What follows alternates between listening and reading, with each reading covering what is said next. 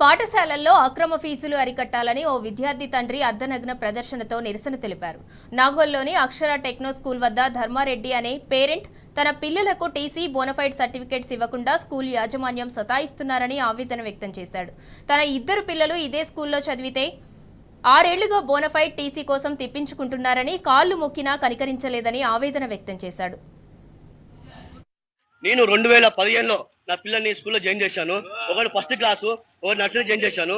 అప్పుడు నా ఫీజు నేను 17,500 మాట్లాడాను సార్. అది ఆమె మేడం రాసుకుంది, పేపర్ ఉన్నది. ఇప్పుడు వాళ్ళు ఏమంటారు అంటే 17,000 కాదు 20,000 చెప్తున్నారు సార్. అది 20,000 ఒకళ్ళు నేను కమిట్మెంట్ అయినారైతే నన్ను ఒప్పియండి, నేను సైన్ చేసినా ఒప్పియండి.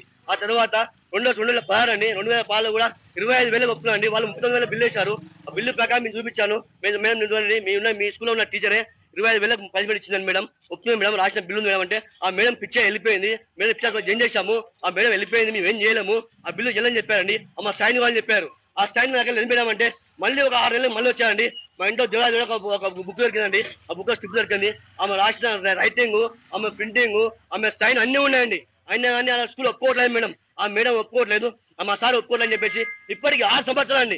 6 సంవత్సరాలు నా పిల్లల స్కూల్ 2015 అయిపోయిందండి. 2015 నుంచి 24 వరకు ఇప్పటివరకు నేను తిరిగి నా కాళ్ళు వాస్తున్నాయి. ఏం పోయిందంటే మేడం ప్రిన్సిపల్ మేడం పడుతుంది, మా సార్ ఒప్పుకోలేదు. 20,000 పట్టమంటారండి. 20,000 ఏం కట్టాలి చెప్పండి, ఏం చేయాలి చెప్పండి. 20,000 ఎక్కడ కట్టాలి? 20,000 నాకు ఆమెకి 6,000 పెట్టుబడులు ఏమండి.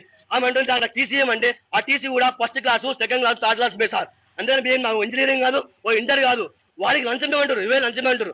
మళ్ళీ మళ్ళీ ఫీజు కడితే 20,000కు 50% డిస్కౌంట్ ఇస్తున్నాను. డిస్కౌంట్ ఎవరికి ఇస్తున్నారు? నాకు నా ఫీజు నేను కట్టాను, నా ధర్మంగా నేను కట్టాను, నా రైటింగ్ ఉన్నది, ఆ సంతకం ఉంది, పేపర్ ఉన్నది. అది వాళ్ళు నచ్చంటారు. అది ఆ చెల్లె అంటారు. వాళ్ళు ఏ ప్రకారంగా చెల్లదు అది చూపేయండి, ఆ మీడియాని పిలిపియండి అన్నాను. పిలిపిదని చెప్పాను. అటు మీ కాలు మొక్క అని చెప్పాను, ధర్మందించని చెప్పాను, మీ ప్రిన్సిపాల్ కాలు మొక్క అని చెప్పాను. లేదు నేను లాస్ట్ కు 4,000 కడతాను మేడం అంటే 4,000 కాదు 10,000 కట్టాల్సినట్టు.